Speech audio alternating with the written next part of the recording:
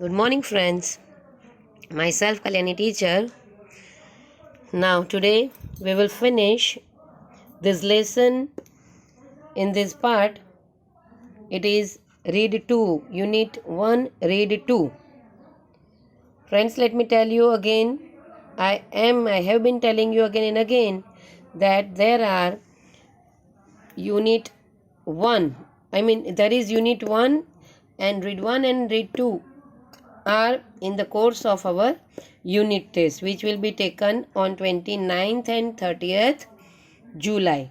Okay, so don't forget and go through this lesson thoroughly and understand it well. Friends, before this we have gone through that. I am telling you in 1 minute. Ram Singh and Ali Bhai both are friends. Ram Singh's family there is Neelam daughter, Arjun's son, and a mother, that is Ram Singh's wife. These are the characters, and they are good friends. Ali Bhai had good friendship with this family. Ali Bhai came. Ali Bhai was a traveler, and we talked about his profession. And here we are going through his experience on the Himalayan mountain, and that is nearby Tibet and border of Tibet and India. Okay, now we will continue. In the end, we have seen that the bear lost his balance. The violent wild beasts went rolling down the steep snowy slope. એટલે શું steep અને snowy એટલે ઊંડો અને બર્ફીલો એવા ઢોળાવ પર ત્યાં બંને પડ્યા, tumbling on each other till they landed in the narrow valley with a loud thud. મોટો ધપ્પ દઈને અવાજ આવે ને, લાઉડ થડ એટલે અવાજ આવે ત્યાં સુધી એ લોકો ટ્રમ્બલિંગ કરતા કરતા જાય છે. I craned my neck and so did the two frightened cubs. મેં મારી ડોકી, ક્રેન કરવી એટલે આમ ડોકી ઊંચી કરીને જોવી. સુતેલો ને સુતેલો ચટ્ટોપાત એણે કીધું છે કે on my belly I kept on sleeping. Craned my neck and so did the two frightened cubs. મેં જે રીતે ડોકી ઊંચી કરીને વેલીમાં નીચે જોયું કે ક્યાં પડ્યા એ લોકો, તે રીતે પેલા ગભરાયેલા બચ્ચાઓએ પણ એ લોકો એના તરફ જોયું. હવે અહીંયાથી કન્ટિન્યુ નવું. The mother instinct of protecting Har young once is very strong. Alibhai who said father, that is Ram Singh said કે mother instinct of protecting young ones, એના નાના બાળકોને પ્રોટેક્ટ કરવાની ઇન્સ્ટિંક્ટ અંડરલાઇન કરજો. સહજ વૃત્તિ, માતાની સહજ વૃત્તિ શેને માટેની? પ્રોટેક્ટિંગ હર યંગ વન્સ, એના નાના બચ્ચાઓને બચાવવા માટેની, પ્રોટેક્ટ કરવા, સુરક્ષિત રક્ષણ કરવા માટેની જે સહજ વૃત્તિ હોય છે ને તે બહુ જ સ્ટ્રોંગ હોય છે એમ કરીને અલીભાઈને કહે છે. She is always ready to fight unto death for her young ones, અને હંમેશા પોતાના મૃત્યુ સુધી પોતાના બાળકો માટે લડવા માટે તૈયાર હોય છે, સેડ રામસિંહ. આ બંને વાક્ય રામસિંહ દ્વારા જ બોલવામાં આવેલા છે, બરાબર? Yes, you are right, said the mother lovingly looking at the smiling faces of Neelam and Arjun. હા, તમે સાચા છો. શું કઈ વાતમાં સાચા છો? કે mother instinct of protecting Har young once is very strong. હંમેશા માતાની બચ્ચાઓને બચાવવાની સહજ વૃત્તિ બહુ જ મજબૂત હોય છે અને હંમેશા પોતાના મૃત્યુ સુધી પોતાના બાળકોને બચાવવા તૈયાર હોય છે, બરાબર? તો એ વાત સાચી છે એમ એની માતા કહે છે. કોની? અર્જુન અને નીલમની, વાઇફ ઓફ રામસિંહ. અને looking at the smiling faces of Neelam and Arjun, એનો મતલબ અહીંયા એમ કંઈક ઇન્ડિકેટ કરે છે કે mother of Arjun and Neelam is also ready to fight for her children. Okay. Alibhai continued. આગળ અલીભાઈ કહે છે, Alibhai continued, the huge bear 3 times the size of mother leopard stood up in his hind legs. શું કીધું અલીભાઈએ?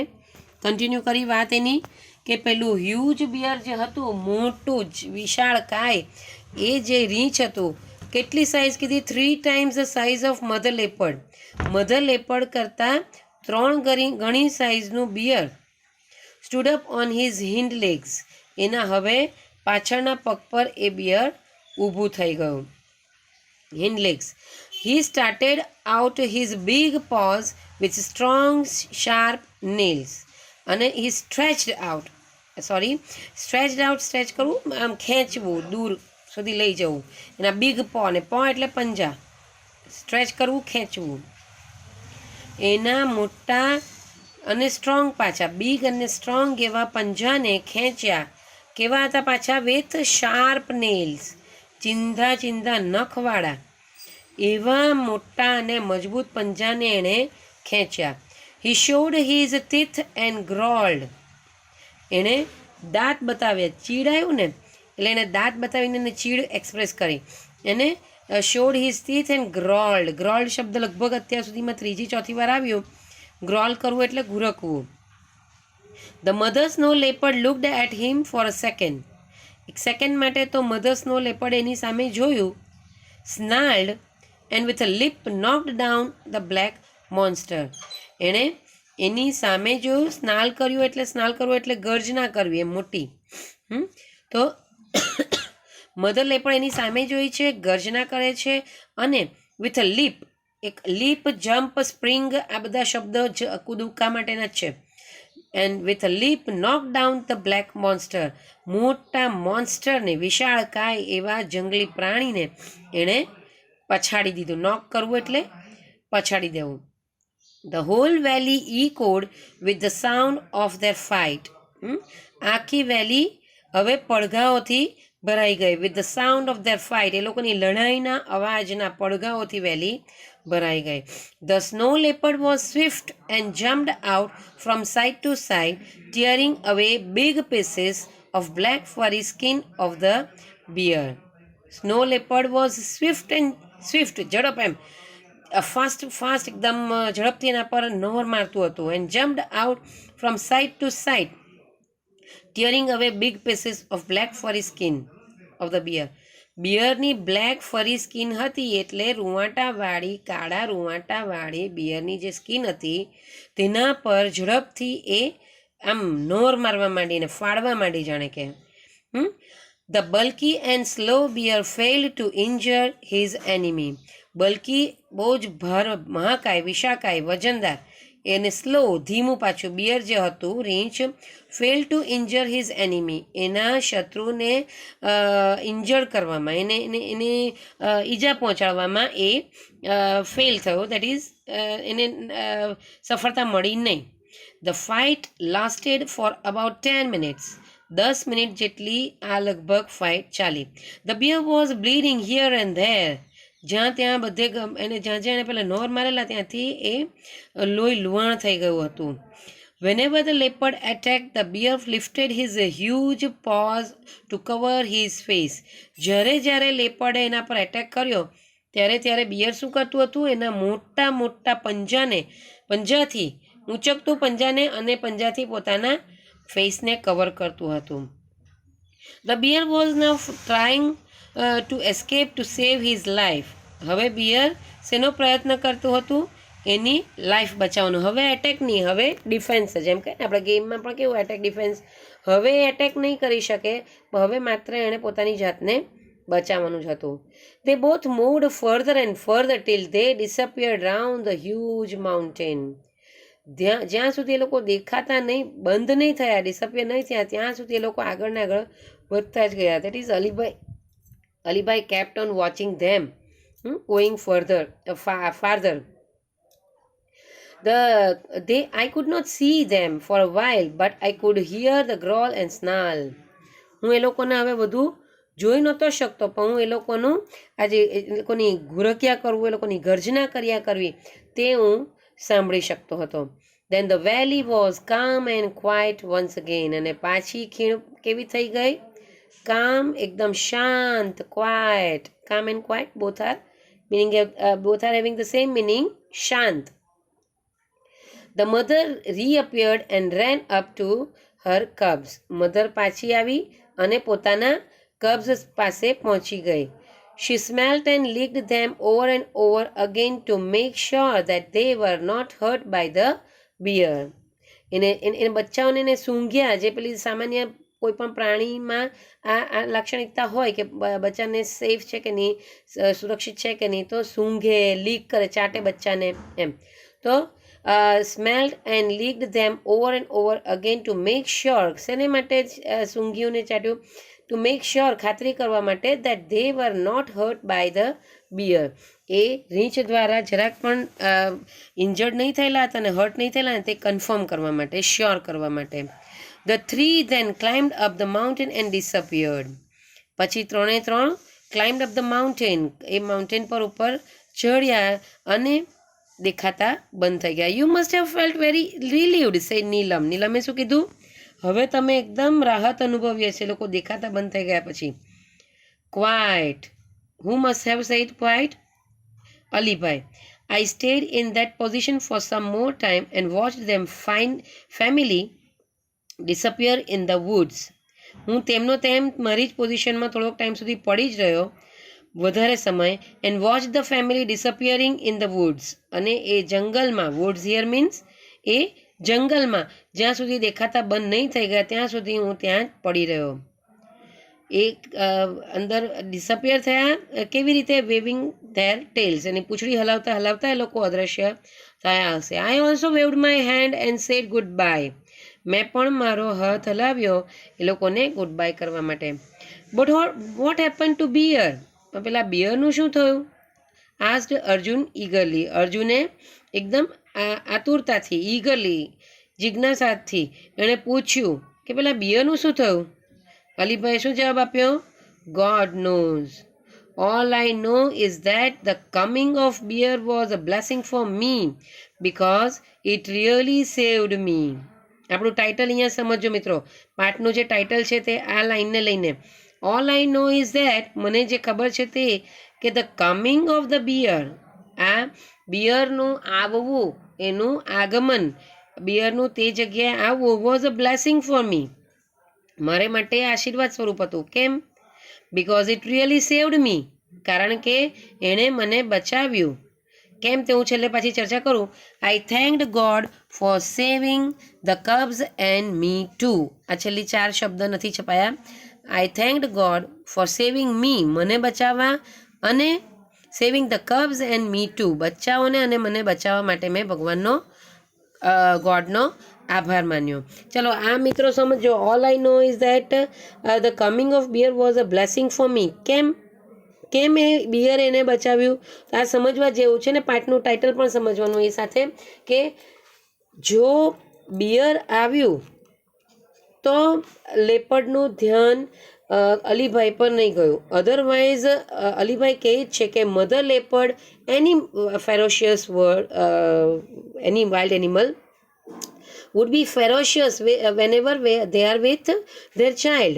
પોતાના બચ્ચા સાથે હોય ને ત્યારે કોઈ પણ જંગલી પ્રાણી હોય ને તે એકદમ ક્રુઅલ ને ફેરોશિયસ જ હોય, એટલે બચ્ચાને બચાવવા એ બીજા કોઈને બી ગમે તે રીતે મારી શકે. અલીભાઈનું પણ એ મારી ફાળતે. પરંતુ અહીંયા શું થયું કે બિયર આવ્યું તો બિયરથી બચાવવાનો પ્રયત્ન લેપર્ડે શરૂ કર્યો અને લેપર્ડનું ધ્યાન અલીભાઈ પર ગયું નહીં.